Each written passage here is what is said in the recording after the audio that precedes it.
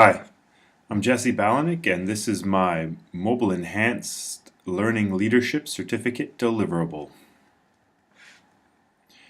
So my use case was a grammar review lesson aimed at preparing students for an upcoming quiz.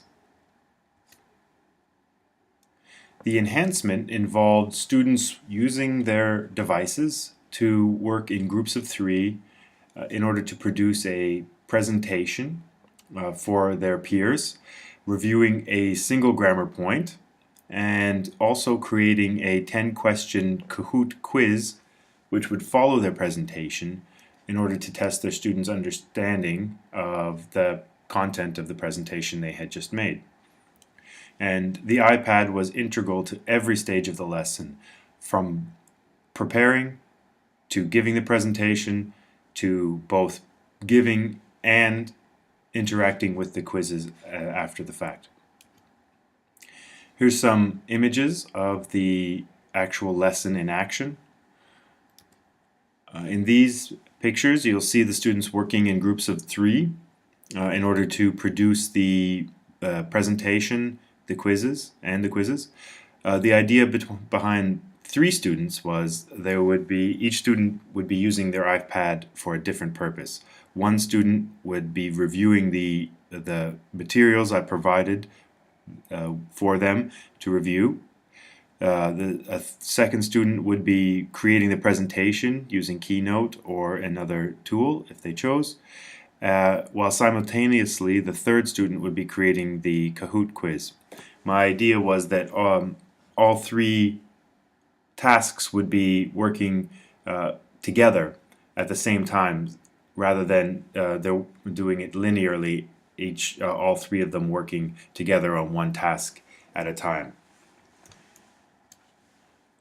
Here are some images of the students actually giving the peer teaching lesson. They projected their iPads through my MacBook using Air Server, and that's how it ended up on the big board.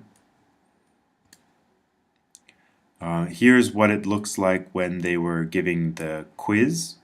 The image on the left, you can see there's a leaderboard on the front, and if you look at the bottom of the image on the left, the student iPad, you can see that's green color. That student had got the answer correct, while the student's iPad, which is an orange color screen, had got it incorrect. On the top right hand side, you can see what it looks like while they're actually taking the quiz. It's hard to see, but the question appears at the top and then the three options at the bottom. And on the bottom right hand side, you can see what is presented to the students after they answer the quiz. You see how many students chose each answer, and the check mark shows them which answer was indeed correct. Overall, the perception of the students was very positive. 70% of them felt the lesson helped them learn more than other grammar lessons. 80% felt it was more interesting than other grammar lessons. 80% reported doing more work during this lesson than other grammar lessons, which I think is a positive thing. 80% enjoyed making, and 100% enjoyed taking the Kahoot quizzes. And 100% of students who responded to my survey said they felt the lesson helped them prepare for the grammar quiz and would like to do a similar lesson again.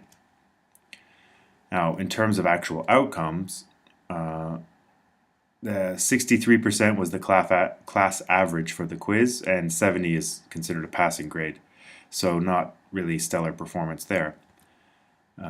Only 2 out of the 13 students actually got above 70%.